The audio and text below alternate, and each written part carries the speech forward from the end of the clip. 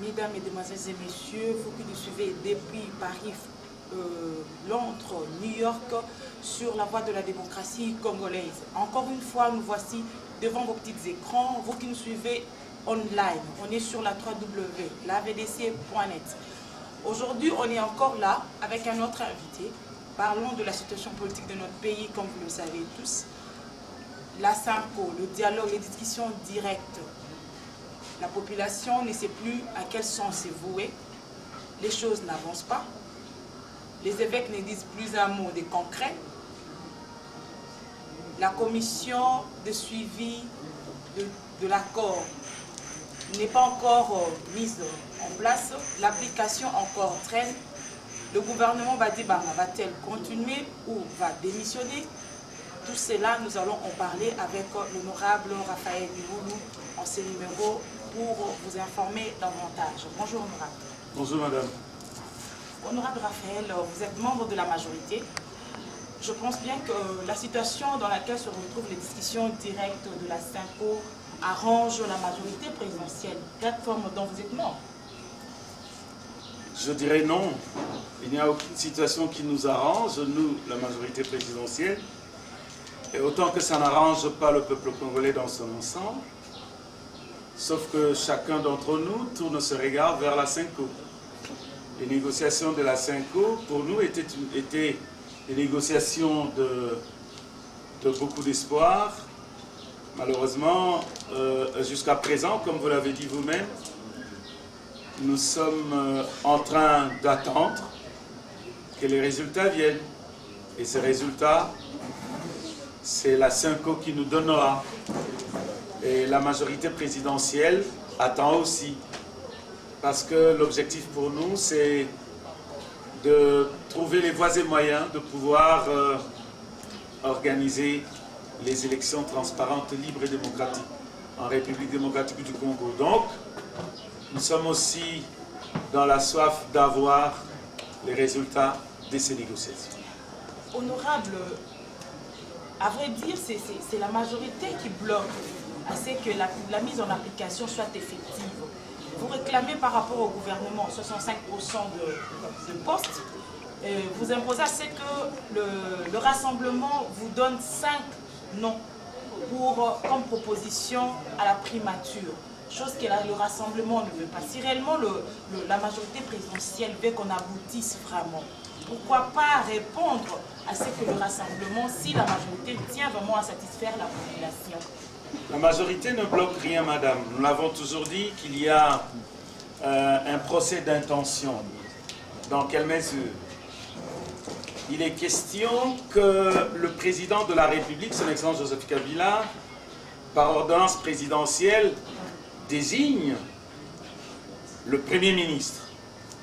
Mais il n'est pas dit que par plébiscite de la plateforme Rassemblement, lui sera tenu à désigner par ordonnance la personne qui aura été déjà désignée préalablement par le Rassemblement.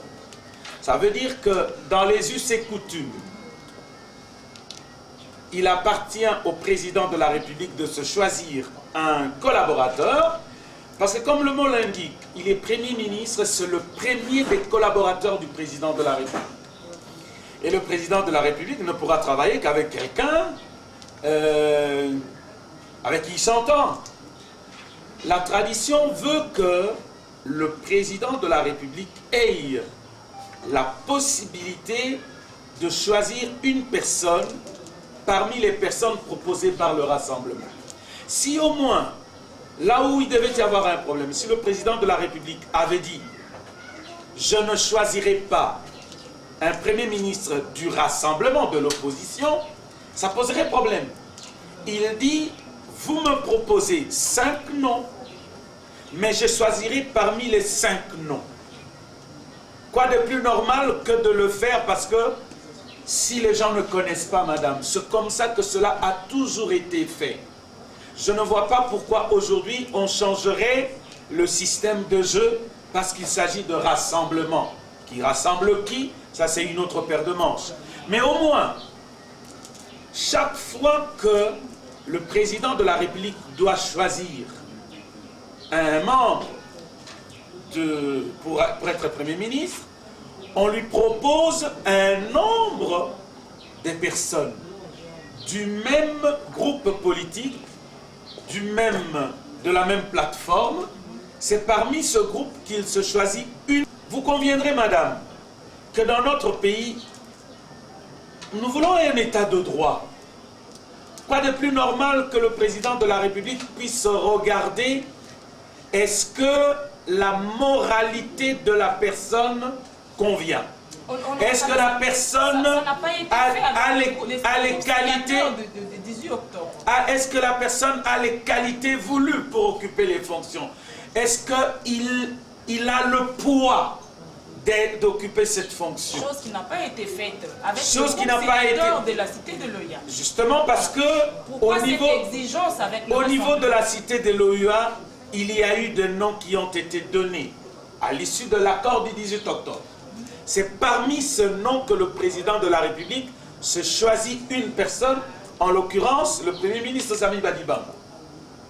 Pourquoi refuse-t-on de donner 5 noms? Nous ne disons pas que les 5 noms proviendraient d'un autre parti politique ou d'une autre plateforme. Non, de la même plateforme ou mieux du même parti politique.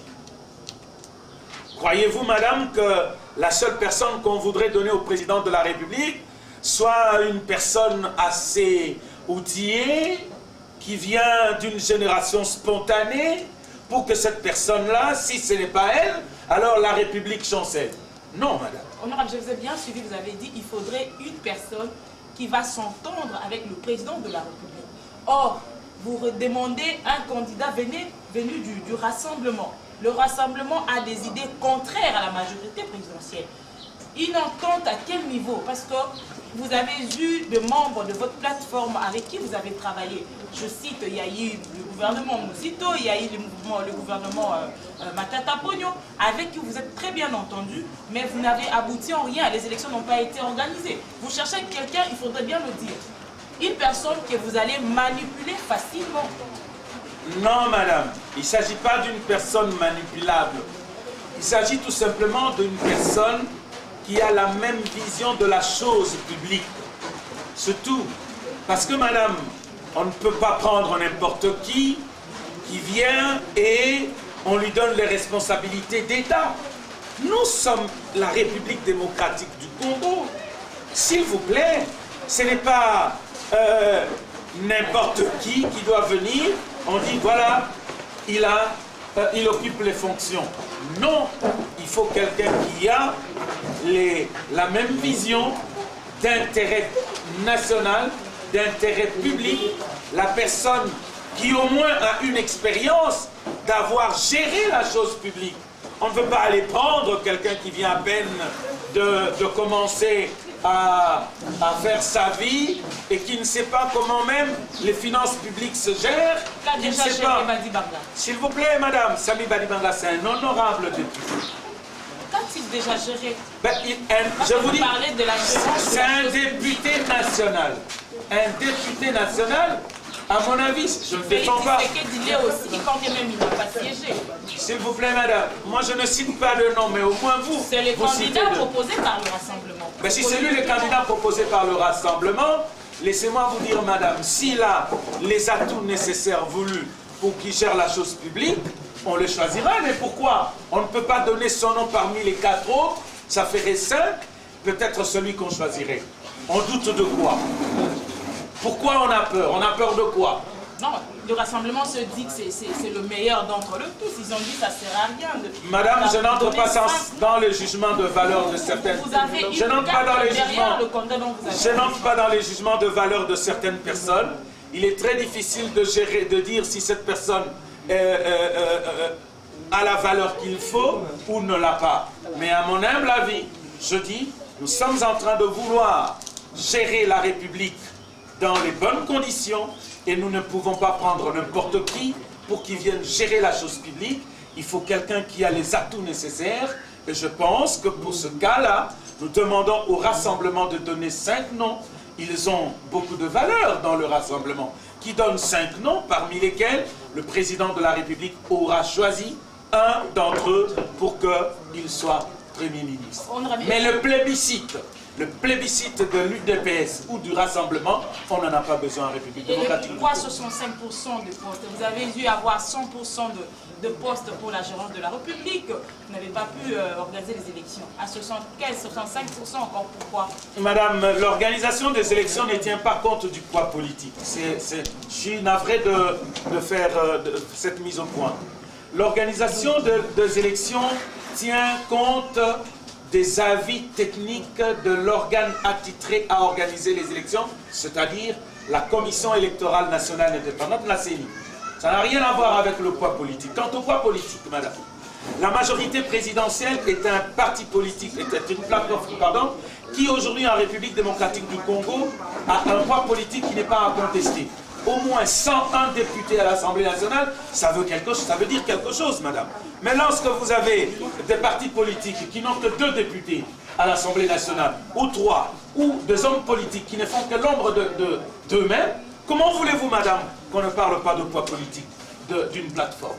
Voilà pourquoi je dis, il est important qu'on tienne compte du poids politique de la plateforme, la majorité présidentielle, pour qu'on attribue les postes ministériels. On ne va pas donner à un parti politique qui n'a qu'un individu, les autres membres sont dans le papier, dans la mallette du président, soit dit national, peut-être il ne l'est pas, et alors on va lui attribuer les postes ministériels pour qu'il gère quoi, madame?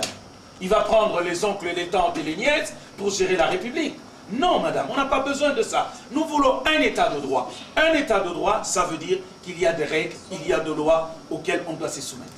Honorable, concrètement, qu'est-ce qui bloque la mise en application de l'accord? Ce qui bloque la mise en application de l'accord de la CENCO, madame, il y a 3 choses. D'un, il y a la question d'inclusivité. Ça veut dire que l'accord du 18 octobre a connu des non-signataires, ce qui nous a amené à avoir une autre phase de négociation sous l'égide de la CENCO. C'est le dialogue du centre interdiocésain qui a donné l'accord du 31 octobre, du 31 décembre 2016. Cet accord du 31 décembre 2016, loin de résoudre le problème d'inclusivité, a encore le même problème d'inclusivité parce qu'il y a une frange d'opposition, de membres de l'opposition, qui ne l'ont pas signé jusqu'à ce jour, madame. Et quelques personnalités de la société civile. Ça veut dire que le problème d'inclusivité pour lequel on n'a pas appliqué l'accord du 18 octobre demeure dans la mesure où l'accord du 31 décembre 2016 ne connaît pas encore d'autres signataires. Comment voulez-vous que l'on... C'est pourquoi je dis, est-ce que c'est la politique de 2 poids 2 mesures? L'accord du 18 octobre, on n'avait pas d'autres signataires, on dit il n'est pas inclusif. Mais l'accord du 31 décembre, il n'y a pas de signataires, on dit qu'il est inclusif. Je me demande, c'est quelle logique? Il n'y a que l'illogique qui devient logique pour certains dans ce pays. Voilà pourquoi nous disons, madame, 1. L'accord du 31 décembre n'a pas encore l'inclusivité, c'est un premier problème à régler. 2. Le deuxième problème à régler, cet accord, dans certaines dispositions, est contraire à la loi ou aux lois de la République et même à la Constitution.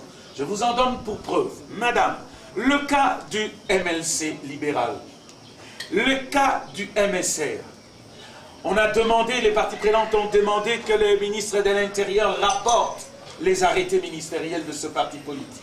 Pour quelle raison? La loi électorale numéro 04/002 du 15 mars 2004 ne dit pas ça dans son article 31.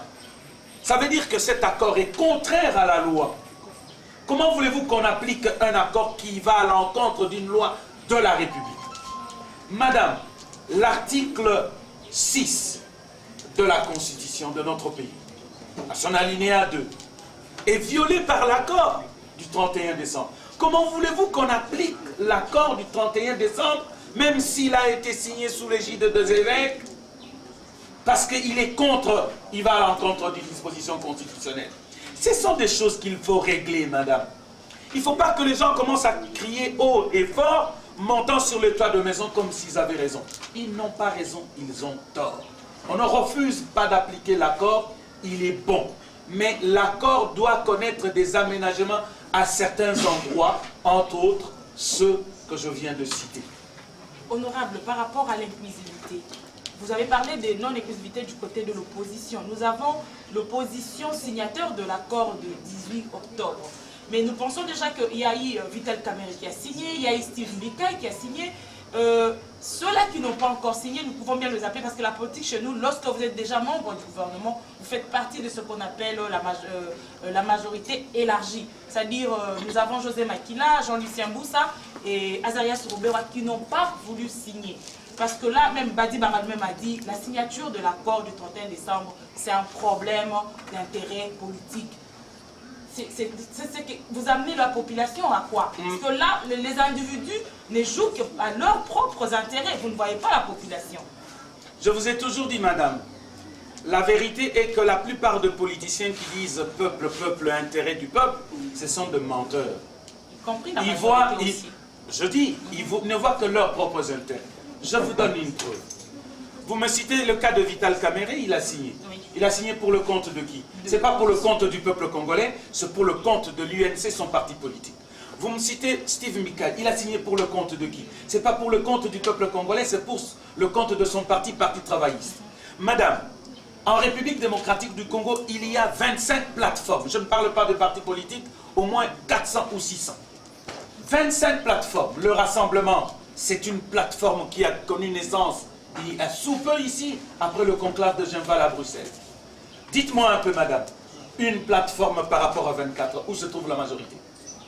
Alors vous allez nous demander, à cause d'une plateforme, les 24 autres, on les jette dans le fleuve, parce que une plateforme du nom de rassemblement, je me pose toujours la question, je suis en train de réfléchir rapidement, il rassemble qui ou quoi?